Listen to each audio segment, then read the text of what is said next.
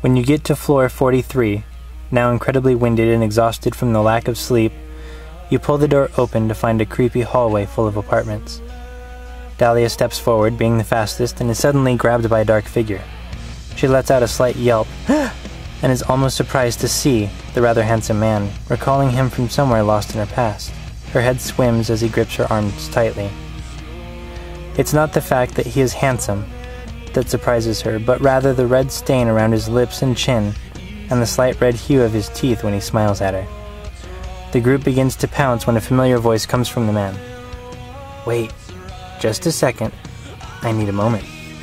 When he turns to look at the rest of the group, a shock of recognition races through your brains. There's no way this can be Sean Fang. Where are all the scars? I mean, all the clothes are right, but his face?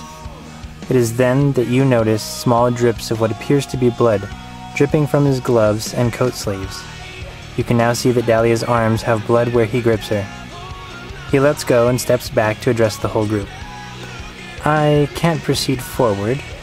There are several barriers and wards in place that I cannot manage to get past. Given my condition," he gestures to himself. "This next step is very important. I can't accompany you, obviously, otherwise I would have wrung his throat already. I need you to rescue my daughter as much as you need to rescue her." Dahlia suddenly cries out under her breath, "No!" shakes her head, and buries her face in her hands.